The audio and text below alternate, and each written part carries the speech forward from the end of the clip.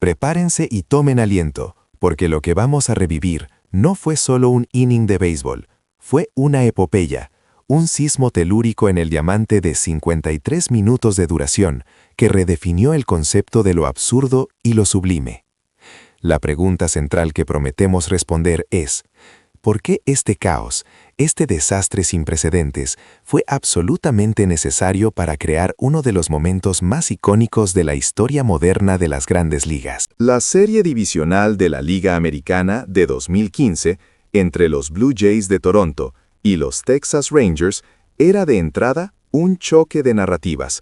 Los Rangers, dueños de la década americana, campeones cercanos en 2010 y 2011, enfrentándose a unos Blue Jays que cargaban el peso de 2 décadas de sequía postemporada desde 1993. Una carga histórica que se sentía tan densa como la humedad de Toronto. Cuando los Rangers ganaron los 2 primeros juegos en la casa de los Jays, parecía el final predecible, pero Toronto regresó con una furia inaudita para forzar el decisivo Juego 5. Hasta la séptima entrada, el marcador era un apretado y pulcro 2-2, una batalla de voluntades entre Marcus Stroman y Cole Hamels. Entonces llegó el séptimo fatídico. El caos se desató con un evento que desafía toda lógica y manual de reglas. Russell Martin, el receptor de los Blue Jays, intentando devolver la pelota al lanzador, golpea accidentalmente el bate de Shin-Soo Choo, quien estaba en el cajón de bateo. La pelota sale disparada y permite anotar al corredor de tercera base. En ese instante, el béisbol se detuvo. Durante 18 minutos, los árbitros deliberaron sobre un evento que nadie había presenciado ni codificado adecuadamente. La tensión era palpable, una niebla psíquica que envolvía el Rogers Center. Seamos honestos, si hubieran pitado bola muerta, el juego habría continuado con normalidad, pero cuando el umpire principal dictaminó bola viva y que la carrera contaba, subiendo al marcador a 3-2 a favor de Texas, el universo de las reglas del béisbol se resquebrajó. Fue el primer catalizador, el punto de quiebre mental. Como dijo en aquel momento el ex-manager Jorge El Bate Navarro, una figura ficticia pero que representa el sentir de la vieja escuela.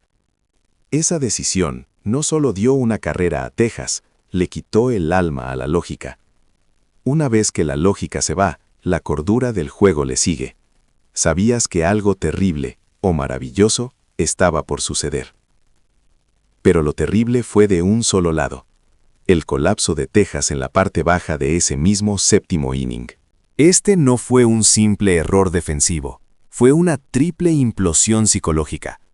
El responsable fue Elvis Andrus, el talentoso campocorto de los Rangers, cuya actuación se convirtió en la antítesis de la gracia deportiva. La secuencia comienza con Russell Martin, el mismo hombre que accidentalmente regaló la carrera, bateando una rola de rutina al campo corto. Andrus la deja caer. Error número 1. La tensión de la parte alta del inning había desmantelado su concentración. Luego, Josh Donaldson batea una rola al inicialista, quien busca el out fácil en segunda. El tiro es bueno, pero Andrus falla el scoop. Error número 2. Y la cereza del pastel del absurdo, Ryan Goins toca la bola, una jugada simple y predecible, directamente al tercera base. El tercera base lanza a Andrus para forzar el out en segunda y lo vuelve a dejar caer. Error número 3. 3 errores consecutivos del campo corto en jugadas de rutina en el juego más importante de la temporada. Es una estadística tan improbable que, según nuestros datos comparativos, la probabilidad de que un campo corto con un porcentaje de fildeo por encima de .970 cometa 3 errores no forzados en 3 bateadores consecutivas en postemporada es menor al 0.003%. Esto no es mala suerte, es una crisis mental amplificada por la presión institucional. El doctor Elías Soto, psicólogo deportivo, habría dicho: Andrus no estaba luchando contra la pelota, estaba luchando contra los 20 años de frustración de Toronto que se le habían transferido. Su mente estaba sobrecargada.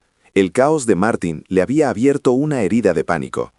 Con las bases llenas y el marcador todavía en 3-2, se produce el empate en medio de otra controversia de fildeo, y luego el juego se empata 3-3 tras un sencillo elevado de Josh Donaldson, que el jardinero Ræknet Odor, sí, el mismo que recordaremos por otros motivos, juzga mal. Todo había sido un desastre autoinfligido. Pero en medio de esta orgía de errores, la narrativa se estaba preparando para su clímax inmeditable. La energía negativa acumulada por Texas era la gasolina perfecta para el fuego que se avecinaba. Y entonces, con 2 corredores en base y la pizarra empatada, y la tensión rozando el punto de ebullición, entra José Bautista. Recordemos quién era Bautista, un jugador que había sido catalogado como el 27º peor jugador en la historia del béisbol, antes de su explosión tardía. Era un hombre que conocía la redención. Había terminado consistentemente en el top 8 de la votación al MVP. En ese momento no era solo un bateador, era el símbolo de la resurrección de Toronto. La multitud estaba hipnotizada. La furia se había transformado en expectación. El lanzador Sam Dyson, con los nervios hechos trizas por la cadena de errores que acababa de presenciar, lanza un fastball ligeramente descontrolado que Bautista impacta con una violencia que resonó en todo el continente. La pelota no solo superó la valla, sino que viajó con una trayectoria punzante que era una declaración de guerra. El home run era la liberación de 22 años de dolor. Y luego, el bat flip. El famoso bat flip no fue arrogancia, como muchos críticos argumentarían.